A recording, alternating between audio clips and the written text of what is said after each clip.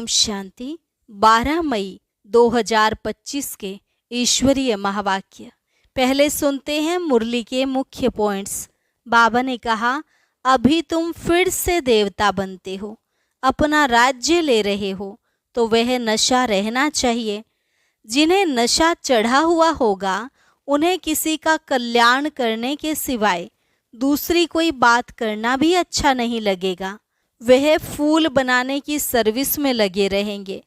फिर बाबा ने कहा, बाप से बेमुख करने का मुख्य अवगुण है एक दूसरे का परचिंतन करना, इविल बातें सुनना और सुनाना। इसलिए बाप का डायरेक्शन है तुम्हें इविल बातें नहीं सुनानी।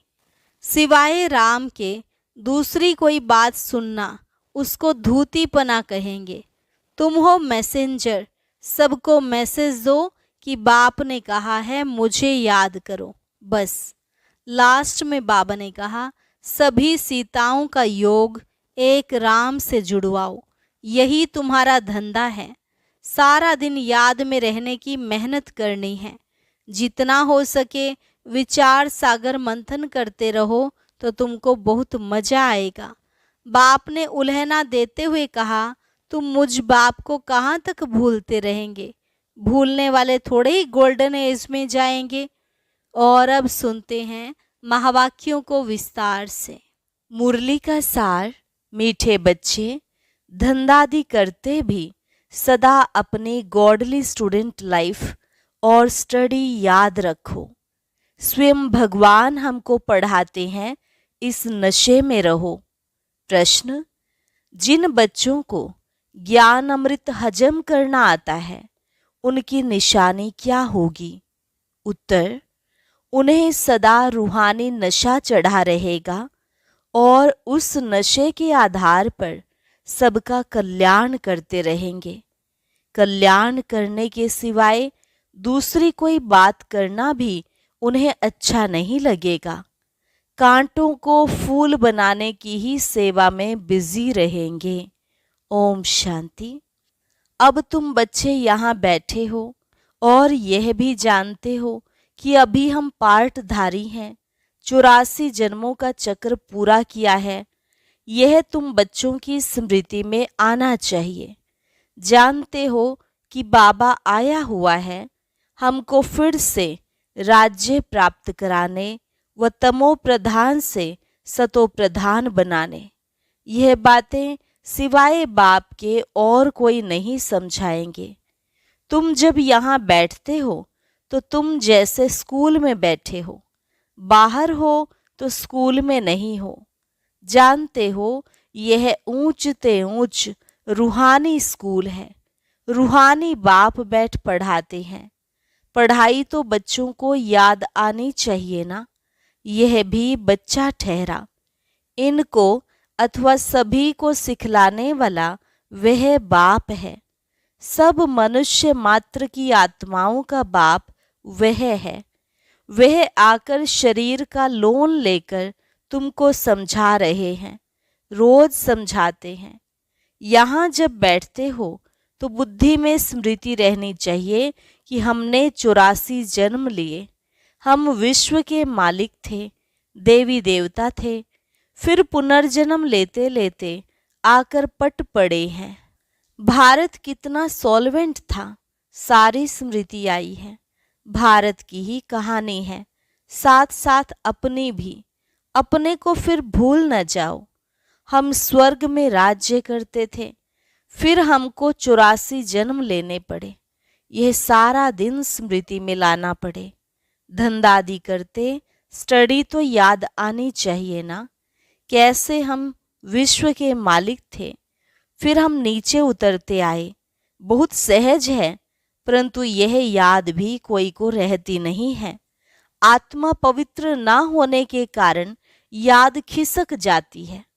हमको भगवान पढ़ाते हैं, यह याद खिसक जाती है। हम बाबा के स्टूडेंट हैं। बाबा कहते रहते हैं, याद की यात्रा पर रहो। बाप हमको पढ़ाकर यह बना रहे हैं। सारा दिन यह स्मृति आती रहे। बाप ही स्मृति दिलाते हैं। यही भारत था ना। हम सो देवी देवता थे, सो अब असुर बने हैं। पहले तुम्हारी भी बुद्धि आसुरी थी, अब बाप ने ईश्वरीय बुद्धि दी है, परंतु फिर भी कोई कोई की बुद्धि में बैठता नहीं है। भूल जाते हैं बाप कितना नशा चढ़ाते हैं। तुम फिर से देवता बनते हो तो वह नशा रहना चाहिए ना। हम अपना राज्य ले रहे हैं, हम अपना राज्य करेंगे। कोई को तो बिल्कुल नशा चढ़ता नहीं है, ज्ञान अमृत हजम ही नहीं होता है। जिन्हें नशा चढ़ा हुआ होगा उन्हें किसका कल्याण करने के सिवाय दूसरी कोई बात करना भी अच्छा नहीं लगेगा। फूल बनाने की सर्विस में ही लगे रहेंगे। हम पहले फूल थे, फिर माया ने कांटा बना दिया, अब फिर फूल बनते हैं। ऐसी ऐसी बातें अपने से करनी चाहिए। इस नशे में रह तुम किसको भी समझाएंगे तो झट कोई को तीर लगेगा। भारत गार्डन ऑफ अल्लाह था, अब पतित बन गया है। हम ही सारे विश्व के मालिक थे। कितनी बड़ी बात है। अभी फिर हम क्या बन गए हैं, कितना गिर गए। हमारे गिरने और चढ़ने का यह नाटक है। यह कहानी बाप बैठ सुनाते हैं। वह है झूठी, यह है सच्ची। वह सत्यनारायण की कथा सुनाते हैं। समझते थोड़े ही हैं कि हम कैसे चढ़े फिर कैसे गिरे हैं। यह बाप ने सच्ची सत्यनारायण की कथा सुनाई है। राजाई कैसे गंवाई यह सारी है अपने ऊपर। आत्मा को अभी मालूम पड़ा है कि हम कैसे अब बाप से राजाई ले रहे हैं। बाप यहाँ पूछते हैं तो कहते हैं हाँ नशा है, फिर बाहर जाने से कुछ भी नशा नहीं रहता। बच्चे खुद समझते हैं, भल हाथ तो उठाते हैं, परंतु चलन ऐसी है जो नशा रह ना सके। फीलिंग तो आती है ना। बाप बच्चों को स्मृति दिलाते हैं, बच्चे तुमको मैंने राजाई दी थी, फिर तुमने गंवा दी। तुम नीचे उतरते आए हो, क्योंकि यह नाटक है चढ़ने और उतरने का। आज राजा है, कल उसको उतार देते हैं। अखबार में बहुत ऐसी ऐसी बातें पढ़ती हैं, जिसको रिस्पॉन्ड दिया जाए तो कुछ समझे। यह नाटक है, यह याद रहे तो भी खुशी सदैव रहे। बुद्धि में है ना। आज से 5000 वर्ष पहले शिव बाबा आया था, आकर राजयोग सिखाया था, लड़ाई लगी थी। अभी यह सब राइट बातें बाप सुनाते हैं। यह है पुरुषोत्तम युग। कलयुग के बाद यह पुरुषोत्तम युग आता है। कलयुग को पुरुषोत्तम युग नहीं कहेंगे, सतयुग को भी नहीं कहेंगे। आसुरी संप्रदाय और दैवी संप्रदाय कहते हैं। उनके बीच का है यह संगम युग, जबकि पुरानी दुनिया से नई दुनिया बनती है। नई से पुरानी होने में सारा चक्र लग जाता है। अभी है संगम युग। सतयुग में देवी देवताओं का राज्य था, अब वह है नहीं। बाकी अनेक धर्म आ गए हैं। यह तुम्हारी बुद्धि में रहता है। बहुत हैं जो 6-8 मास 12 मास पढ़कर फिर गिर पड़ते हैं, फेल हो पड़ते हैं। भल पवित्र बनते हैं, परंतु पढ़ाई नहीं करते तो फंस पड़ते हैं। सिर्फ पवित्रता भी काम नहीं आती। ऐसे बहुत सन्यासी भी हैं, वह सन्यास धर्म छोड़ जाए गृहस्थी बन जाते हैं, शादी आदि कर लेते हैं। तो अब बाप बच्चों को समझाते हैं, तुम स्कूल में बैठे हो, यह स्मृति में है हमने अपनी राजाई कैसे गंवाई, कितने जन्म लिए। अब फिर बाप कहते हैं विश्व के मालिक बनो, पावन जरूर बनना है। जितना जास्ती याद करेंगे उतना पवित्र होते जाएंगे, क्योंकि सोने में खाद पड़ती है, वह निकले कैसे।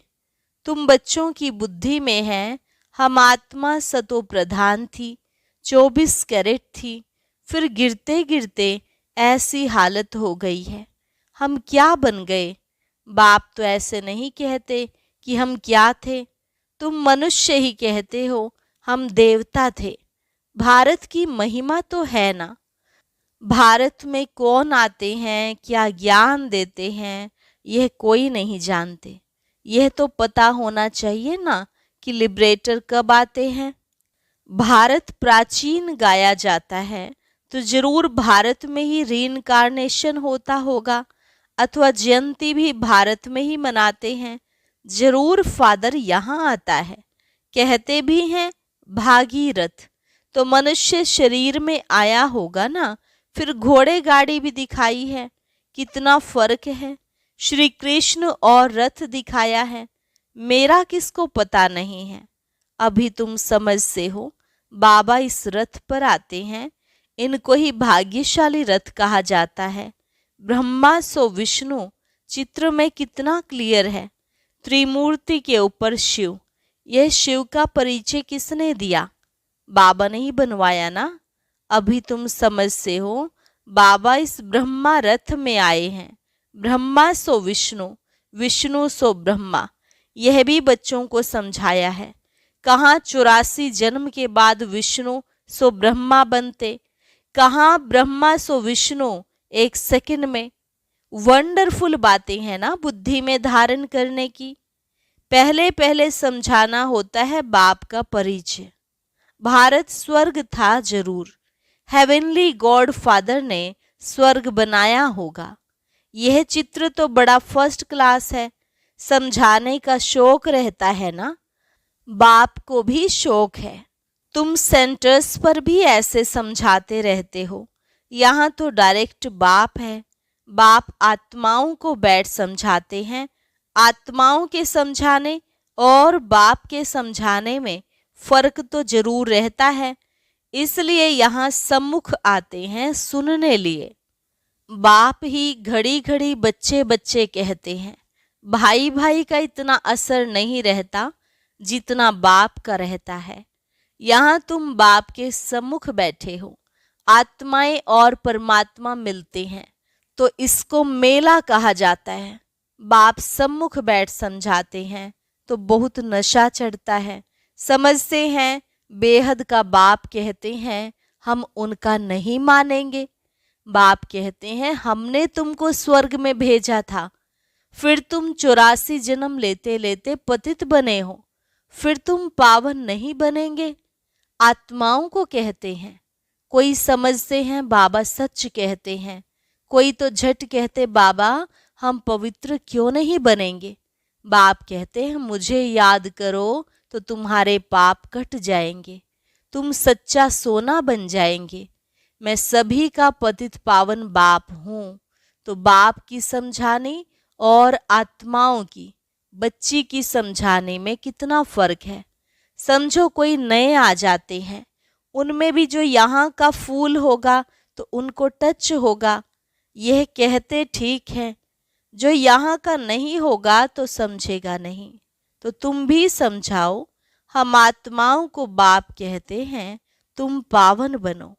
मनुष्य पावन बनने के लिए गंगा स्नान करते हैं, गुरु करते हैं, परंतु पतित पावन तो बाप ही है।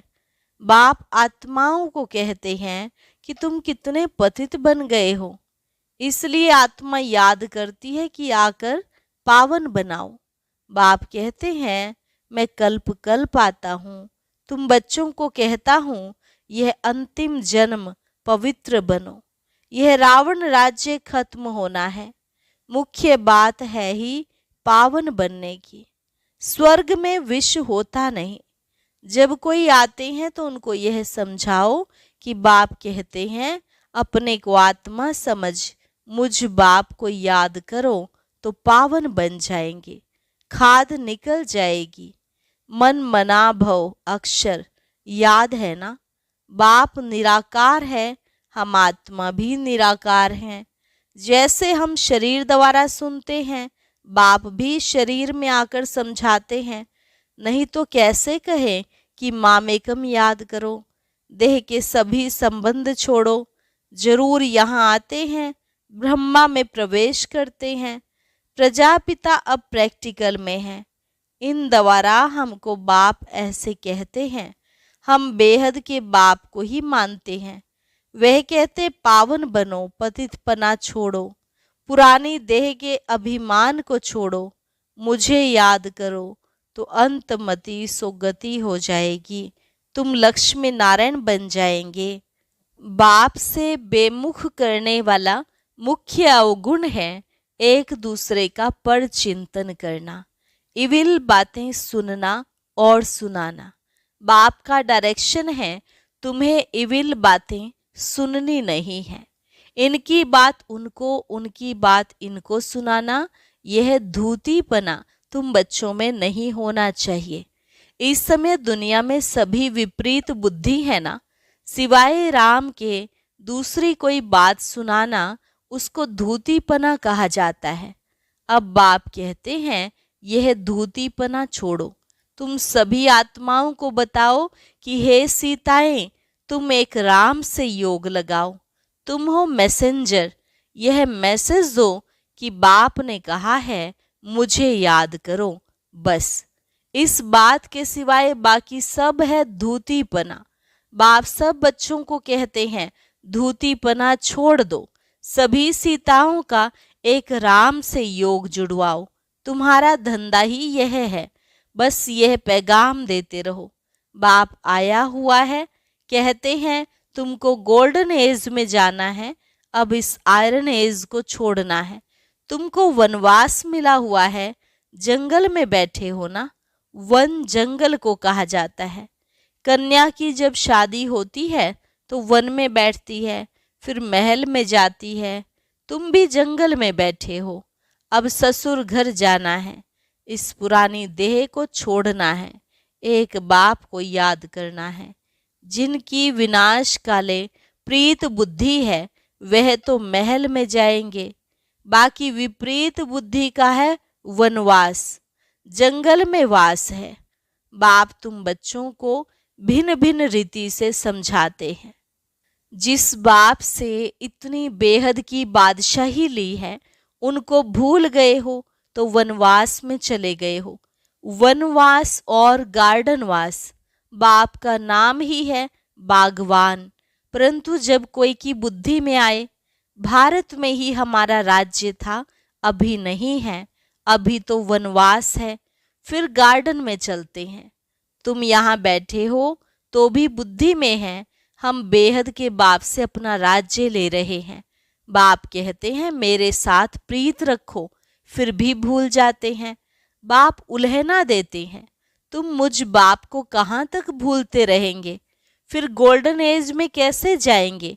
अपने से पूछो हम कितना समय बाबा को याद करते हैं। हम जैसे कि याद की अग्नि में पड़े हैं जिससे विकर्म विनाश होते हैं। एक बाप से प्रीत बुद्धि होना है। सबसे फर्स्ट क्लास माशूक है जो तुमको भी फर्स्ट क्लास बनाते हैं। कहाँ थर्ड क्लास में बकरियों मिसल ट्रेवल करना, कहाँ एयर कंडीशन में, कितना फर्क है। ये सब विचार सागर मंथन करना है तो तुमको मजा आएगा। यह बाबा भी कहते हैं मैं भी बाबा को याद करने लिए बहुत माथा मारता हूँ, सारा दिन ख्यालात चलती रहती है। तुम बच्चों को भी यही मेहनत करनी है।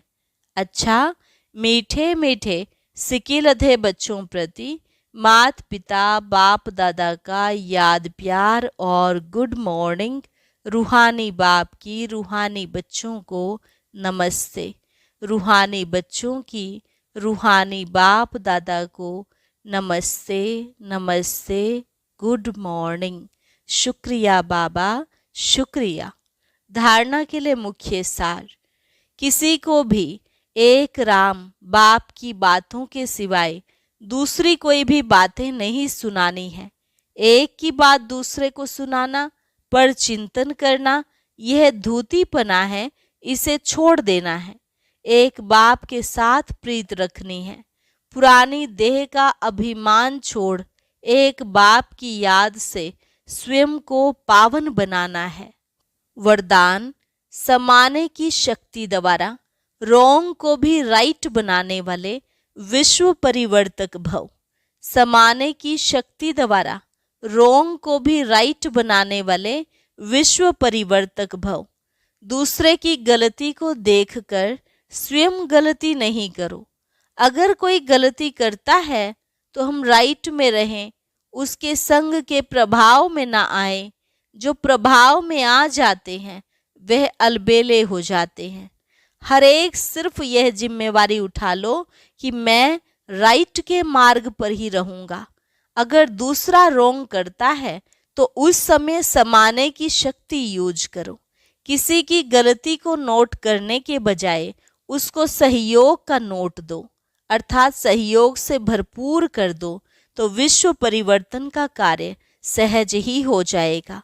स्लोगन: निरंतर योगी बनना है तो हद के मैं और मेरेपन को बेहद में परिवर्तन करो। निरंतर योगी बनना है तो हद के मैं और मेरेपन को बेहद में परिवर्तन करो। अच्छा, ओम शांति। अब आज का अव्यक्त इशारा और ज्ञान मोती भी अवश्य सुने।